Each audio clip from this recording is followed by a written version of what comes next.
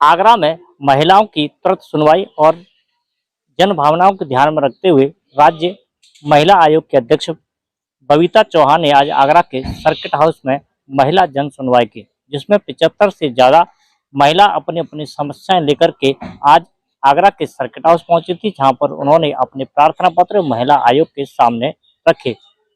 महिला आयोग के अध्यक्ष बबीता चौहान ने इन सभी प्रार्थना पत्रों पर प्रभावी कार्रवाई करने के लिए सभी प्रार्थना पत्रों को संबंधित अधिकारियों को भेजे, जिसमें लगभग महिलाओं के मामले थे। उन सभी मामलों में निस्तारण की बात गुणवत्तापूर्वक और समयबद्ध तरीके से करने की बात कही गई। राज्य महिला आयोग के अध्यक्ष बबीता चौहान जब आगरा के सर्किट हाउस में महिलाओं के प्रति होने वाले उत्पीड़न की कार्रवाई को लेकर के जन सुनवाई कर रही थी, तो बड़ी संख्या में महिलाएं भी सर्किट हाउस में पहुंची थी। जब उनसे ये पूछा गया कि हर महीने उनके द्वारा जन सुनवाई की जाती है और उसके बाद में महिलाओं की इतनी भीड़ इस समय पर इस जन सुनवाई में उमड़ी है, क्या ऐसा लगता है कि थाने और चौकियों में महिलाओं की सुनवाई नहीं हो रही है? इस पर उन्होंने स्पष्ट तौर पर कहा कि ऐसा नहीं है, महिलाओं की संख्या को देखते हुए यह संख्या बड़ी है। जनसुनवाई की गई है महिलाओं के लेकर, कितनी जनसुनवाई हुई है? देखिए, अभी सुनवाई जैसा कि आप देख रहे हैं कि चली रही है। वैसे टोटल अगर एप्लीकेशंस की बात की जाए तो 68 एप्लीकेशंस मेरे पास हैं और बहुत सारी एप्लीकेशंस ऐसी हैं कि जिनके लिए हम काउंसलिंग के लिए बुला रहे हैं और कुछ ऐसी एप्लीकेशंस हैं कि जिनको हम यहाँ भी निपटा रहे हैं और बाकी देखती हूँ अभी किस तरह की एप्लीकेशंस आती हैं। तो अभी खड़े हुए हैं लोग, जैसा आप देख रहे हैं।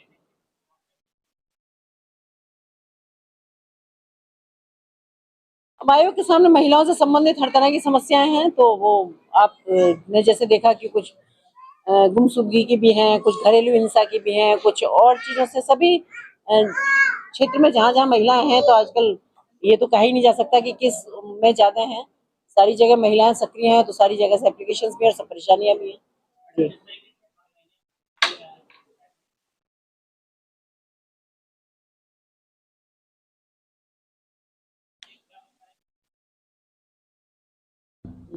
ऐसा बिल्कुल नहीं है कि हर महीने यहाँ होती है। तो आप ये भी तो देखिए ना कि महिलाओं की संख्या भी इतनी है, दूसरा महिलाएं अवेयर भी हो रही हैं कि अपनी हर समस्या को लेकर वो थाने में या आयोग के सामने आती हैं।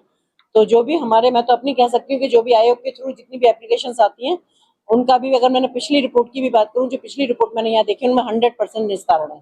तो ये मैं अपने लिए भी उपलब्धि मानती हूँ और जो महिलाओं की जो शिकायतें आई हैं उनसे भी मेरे को ये संतुष्टि मिली कि कम से कम उन्हें भी कहीं ना कहीं राहत मिली होगी। तो ये तो नहीं कह सकती, क्योंकि जो मेरी निस्तारण हुआ है वो भी सारा थानों के थ्रू ही हुआ है। थानों में ही सारी महिलाओं की सुनवाई हुई है। तो अभी तक हमारे पास 100% हमारी एप्लीकेशंस का निस्तारण है, जो हम पिछले लास्ट टाइम पिछले महीने या उससे पहले हम कभी भी जो भी हमने जन सुनवाई की, जो भी हमारे पास परेशानी है।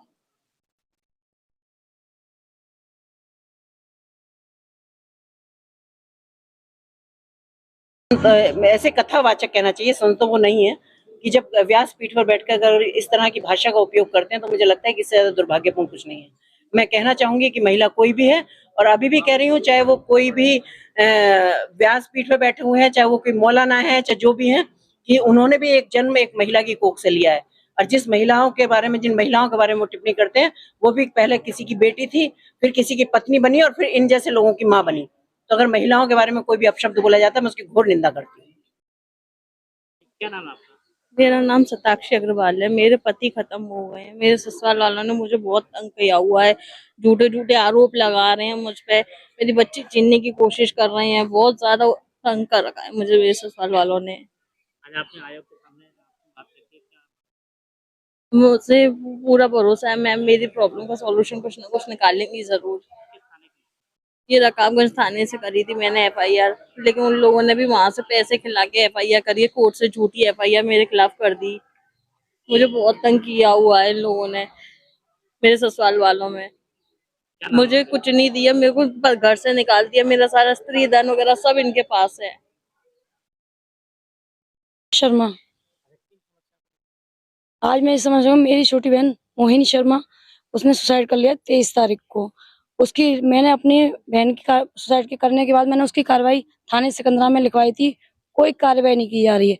रिपोर्ट करने में बड़ी जब हमने उनको धमकी दी कि हम डेड बॉडी को दाह संस्कार नहीं करेंगे, तब उनने क्या किया, तब जाके एफआईआर दर्ज की गई है।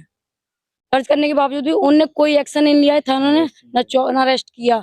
जब हमने मेरा फोन जब्त कर लिया, उनने जब्त करने के बाद 2 दिन रखने के बाद मैंने जब उनसे जाके प्रेशर डाला थाना चौकी पे, भाई मेरा फोन जब्त कर लिया, लड़के की जिसने मर्डर मेरी बहन को उकसाया आत्महत्या करने के लिए, उसका कोई लापता नहीं है। तो नशीला, जब हमको उसके बारे में हमें पता चला कि जो पोस्टमार्टम रिपोर्ट में आया कि उसको नशीला पदार्थ खिलाया गया है, तब उसको मजबूर हो गई वो अपने आप को आत्महत्या करने के लिए। उसको शैलेंद्र यादव उर्फ शैलू यादव पुत्र सुरेंद्र सिंह यादव। क्या घटना हुई थी जिसकी वजह से मेरी बहन 23 तारीख को सुबह अच्छी खासी हंसी खुशी स्कूल गई थी। उसके 13 मिनट बाद शैलेंद्र यादव उसके पीछे भागता हुआ गया। हमने अंदाजा नहीं किया ये मेरी बहन के पीछे गया है कार लेकर, पर बाद में कुछ कम से कम 1.5-2 घंटे बाद मैम की सूचना आई मेरे हस्बैंड के पास कि ऐसे ऐसे मोहिनी के साथ पड़ोस का लड़का जो सुरेंद्र सिंह यादव का बेटा शैलेंद्र यादव उसको स्कूल से लेके गया, उसको स्कूल में छोड़ गया। उसके बाद मोहिनी की कंडीशन ये खराब है, इसको स्कूल से घर ले जाइए। मैं उसको जाकर स्कूल से घर लेकर आई हूँ।